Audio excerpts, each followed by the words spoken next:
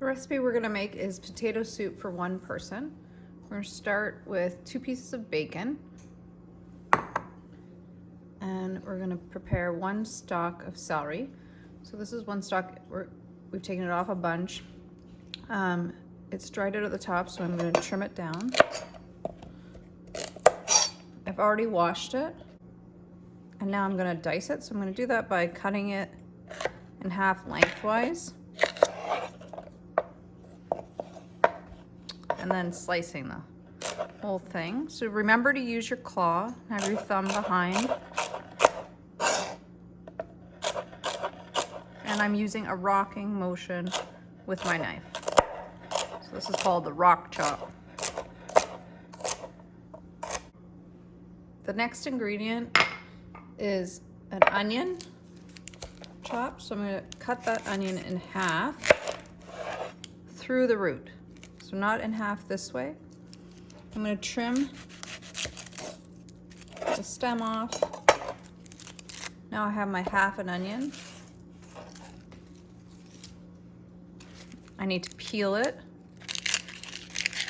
And you're gonna peel as many layers as you need to get rid of the dry skin. Now, a technique I want you to try and use in class is to dice the onion this way. So you're gonna slice it almost all the way back to the back, but not quite. With the point aimed towards the root. And then we're gonna cut it the opposite direction.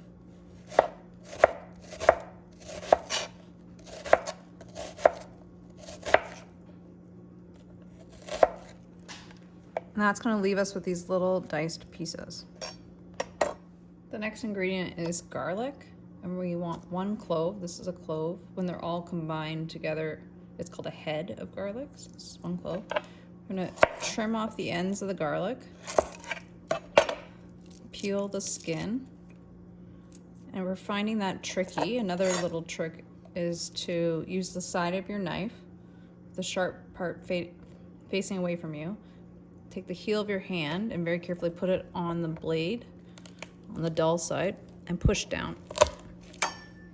When you do that, you crush your garlic and it makes it easy to peel.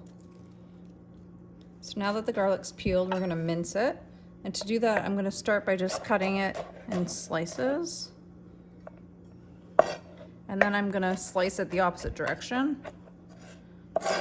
And we're gonna use the cross chop technique,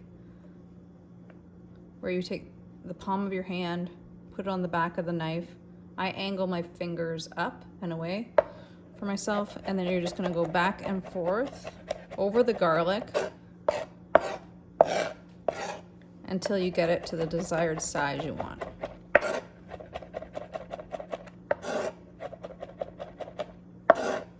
Our next ingredient are 2 potatoes.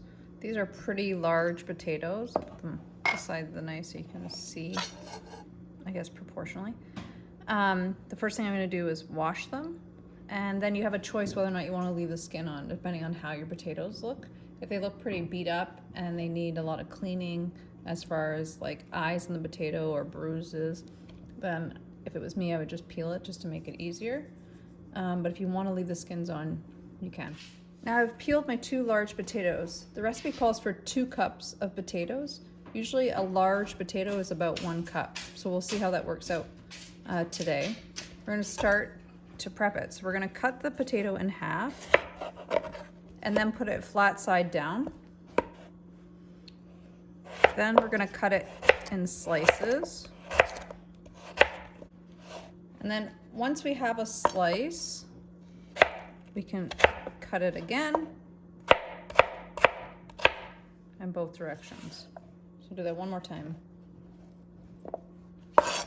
We'll take a slice, cut that horizontally, and then vertically. So it worked out. The potato was just larger than 1 cup, and that's fine. Now, when you're dicing it, it doesn't matter what size your dices are for this, because we're gonna puree the potato soup at the end. So the biggest thing is try to make them about the same size as each other. The next ingredient is chicken stock or vegetable stock. If you want it to be vegetarian, you can use vegetable stock, or if you have that at home. So this is a dried chicken broth powder that you can buy, and this is what we use in class. You can also buy cartons that are already pre-made as stock. For this, you're gonna use 2 cups of water, and you're gonna heat it up in the microwave. And for every cup of water, you usually use a teaspoon of the dry powder mix. So follow whatever instructions are on the container that you have at home. But we're gonna start by heating this water. And now that the water's heated, we're gonna add 2 teaspoons of the chicken stock powder into the water. The reason you heat it is it helps the broth mix dissolve faster. So it's pretty much dissolved, but I'm gonna take a whisk and mix it around. And that's my 2 cups of broth. The last main ingredient I'm gonna measure is the milk. And for this, we're gonna use 1/2 cup of milk. So for using a liquid measuring cup, you wanna find the measurement that you're gonna measure to. Place your finger there and pour in that amount of milk. And now the way to check if it's accurate is to get down at eye level and see if it meets that line. But you don't wanna look at it from up above, you wanna look at it at eye level. I just wanted to show I've measured everything at the beginning and prepared it before I get started cooking. This is called mise en place. It's highly recommended to do this so that when you prepare your food, everything's ready as you need it, and you just have to walk through the steps. I'm gonna start making my soup, and I just wanted to point out that this is called a stock pot or a soup pot. So a large pot is what you want to use while you're preparing this dish. And I'm gonna start by putting my bacon in this for medium heat. If you're vegetarian and you don't want to use bacon, just use a little bit of olive oil. We're going to use the bacon as the grease in the bottom of the pan to keep the onions and the celery and the garlic from sticking. I would use about a tablespoon of olive oil. All right, my bacon's been cooking about 5 minutes, and it's cooked, but not crispy, so it depends how you want it. I'm going to take it off like this and set that aside, and it'll get added back to the soup later. But as you can see, there's grease on the bottom of the pan, and we're gonna use that to cook our ingredients that we're adding next, which is the celery, the onion, and the garlic.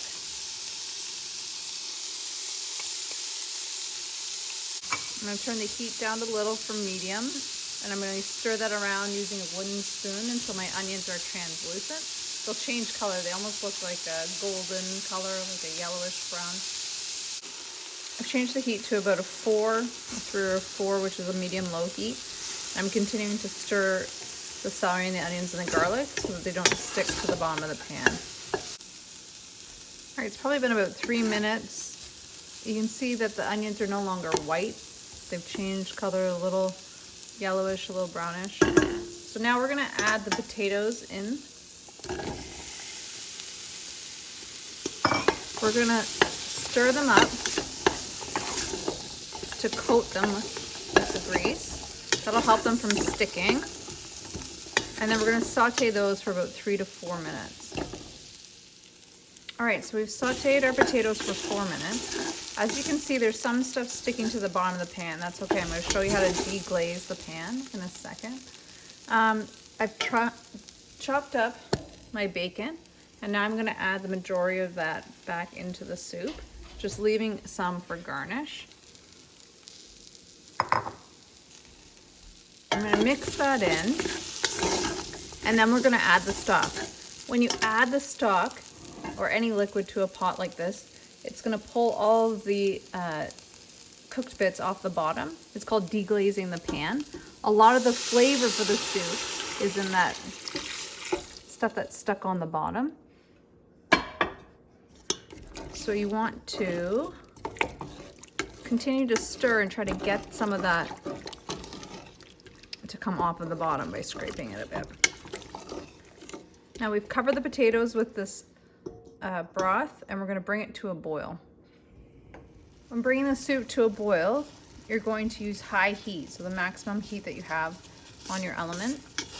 Once your soup is at a rolling boil, which means all these bubbles are starting to happen in the middle, you're gonna turn your soup down to like a 2 or low, and we're gonna simmer the soup with the lid on it.